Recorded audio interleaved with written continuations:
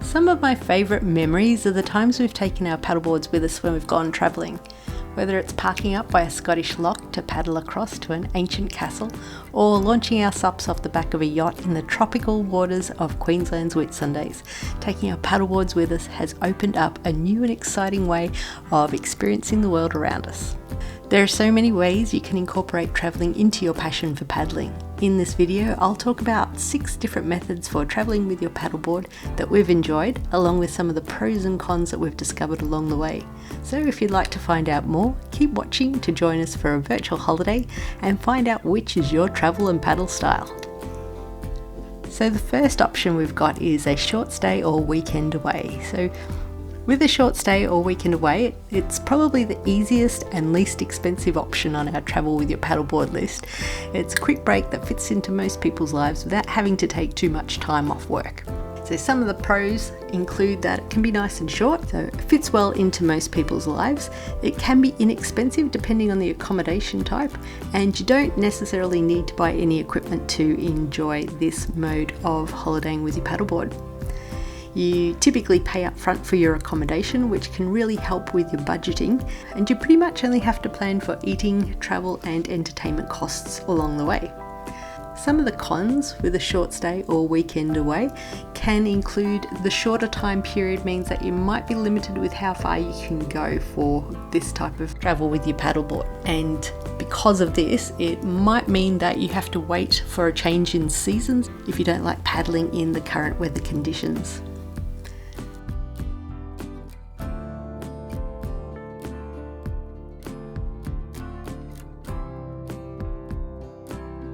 Our next option for holidaying with your paddleboard is tent camping with your car. It's a really great way to get to some of the stunning paddleboarding locations on offer. If you have a camper trailer, a pod, or a caravan, there'll be many of the same pros and less of the cons as with tent camping. So some of the pros: camping is an inexpensive mode of accommodation. After the initial outlay of the tent, you can make do with a lot of the items you usually use at home, such as bedding and cookware. You can also get out amongst nature and off-grid, where there may not be alternative accommodation available. So it gives you a lot of flexibility. If you find you really enjoy camping, you can always add to your gear piece by piece, which makes it quite an affordable option. Or you might even already have camping gear that you can use, which makes it very low entry cost. Some of the cons with camping in a tent on a holiday with your paddleboard: the weather can really make or break this type of trip. Pitching your tent or taking your tent down in the rain isn't the most fun thing you can do with your time, and having somewhere to dry your tent out once you get home is difficult for people who live in apartments. Another con is that everything is a little bit of a mission with camping. I find cooking and cleaning up afterwards are the things that I find most challenging with our current camping setup. Of course, this really depends on the type of gear that you have. You also need to allow for setting up time depending on how much gear you take along with you, and this can be quite quick and easy if you have, say, like a rooftop tent, or it can be a bit like assembling IKEA furniture if your tent is ground based and if it's the first time you're using it. Sleeping can also be a little bit uncomfortable depending on the ground and what kind of mattress you have. You might spend the night not sleeping much at all while you're getting used to it. While we haven't done much in the way of camper trailer, pod or caravan travelling with our paddleboards, extra cons could be that this mode of transport is a little bit more expensive as far as the entry point goes. You may find that you have higher fuel consumption because you're towing, but the trade-off is that you probably have a better bed, cooking facilities, and in some cases a bathroom, which can be really great if you're at a location where there is absolutely no facilities. Also, poor weather may not affect you quite so much. Stay tuned as we have some exciting news on this in future videos. Our next option for holidaying with your paddleboard includes road trips. Road trips are usually something that we combine with tent or car camping, as it's an inexpensive way to see whatever country we're living in. Some of the pros of road tripping are that you get to cover a lot of distance and visit places that are not able to be reached in a day trip. You can take whatever you want with you, as you're not having to drag luggage around after you. You get to stop along the way and see or do things that you hadn't planned on, but can be part of what makes your trip memorable. Some of the cons with road trips are you can tend to be a little bit over ambitious and spending too much time driving and not enough time enjoying the destination, unless of course the journey is the destination. This is something that we've discovered in Western Australia, as a lot of the places that we're travelling to are at least a day's journey over roads that we've already travelled, and in fact travelled many times. So we do find that we tend to spend a lot of time going over old ground just to escape from where we live. Another one of the cons is you need a car. So if you don't already have one, there's obviously a considerable entry cost here as well. If you're feeling overwhelmed by the amount of things you need to remember to pack for a paddleboarding adventure, worry no more. I've got you covered with all the filming gear, chargers, phones, GoPro attachments, etc. that we take on our trips. I decided to make a paddleboarders adventure equipment checklist, which you can download for free in the SUP Digital Library Cafe. Link is in the description below. If you have any suggestions about items to add to this list, let me know and I will add them, as this is work in progress. Leave your suggestions in the comments below. Now back to the video. Our next option for holidaying or travelling with your paddleboard is camper van or van life. So for this one, I'm going to talk about camper vans that have a shower or toilet room, as that's what we were lucky enough to have in Harmony, our 30-year-old camper van that we had in Scotland. If you want to see the 5-month trip around Scotland we did in her, check out the link in the top right corner or the video description below. So some of the pros of camper van travel with your paddleboard include the versatility that this style of travel offers, which is probably what makes it my favourite type of travel. If you find a great wild camping spot to stop at, you can stay longer than you intended because you have everything you need with you: bed, kitchen, bathroom.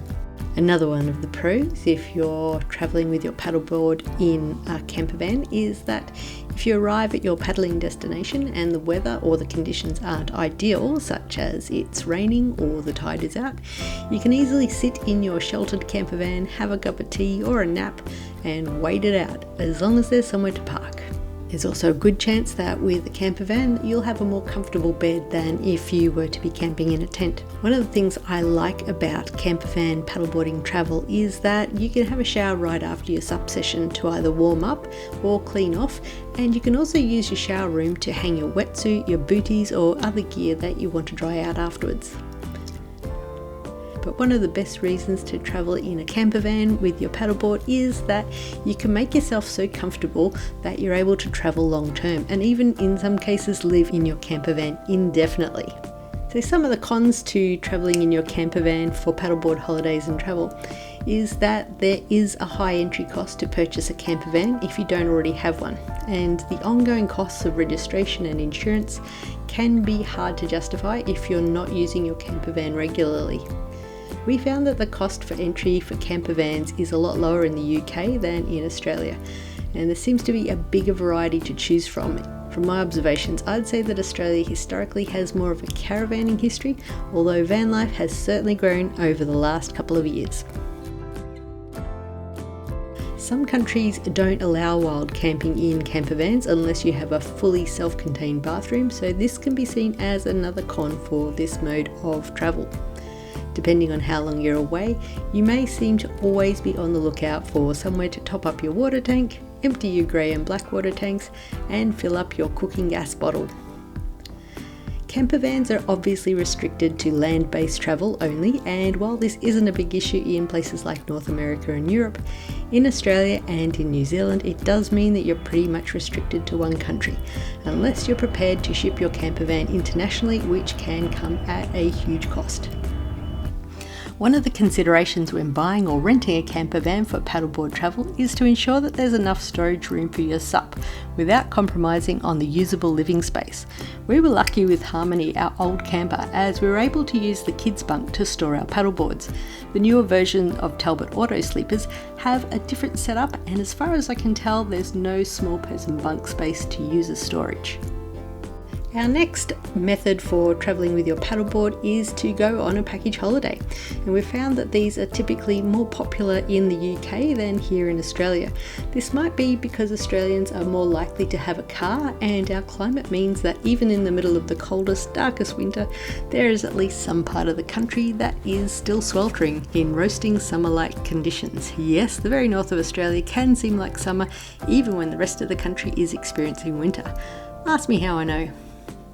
Some of the pros to a package holiday can be that it's relatively inexpensive depending on your location and your intended destination.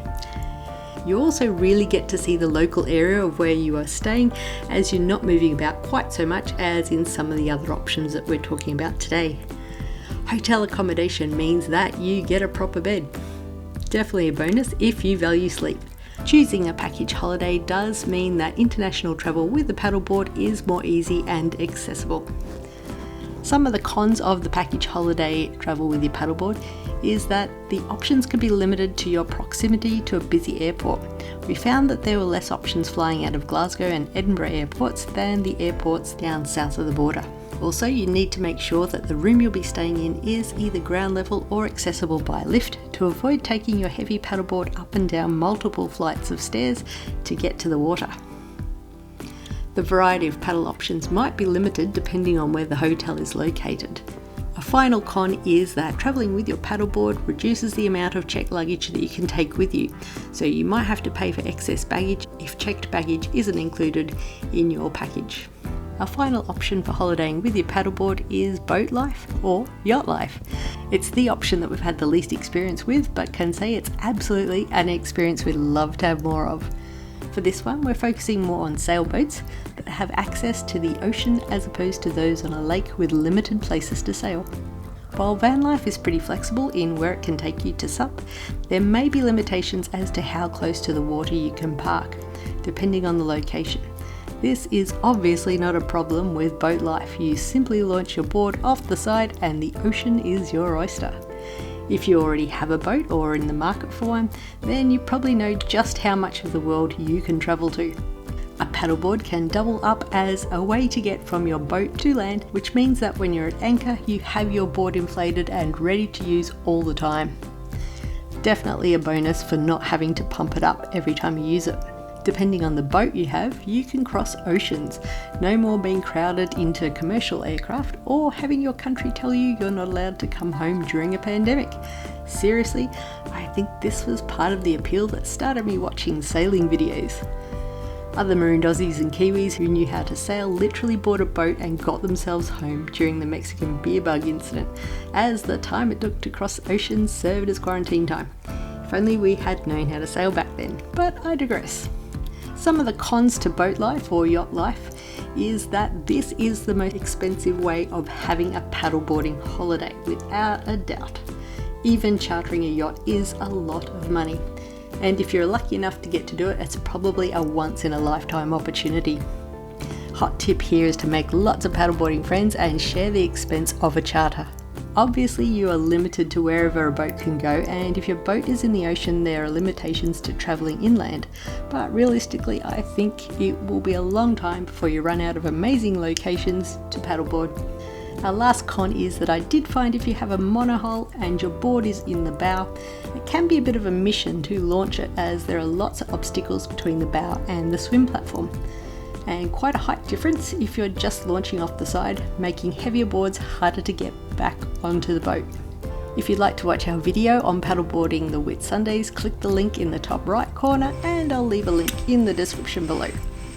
If you're interested in looking into any of these options that we've covered here today, let me know in the comments below and I can make a separate video for each option where I can go into more depth and answer any questions that you may have. In the meantime, check out our paddleboard travel playlist.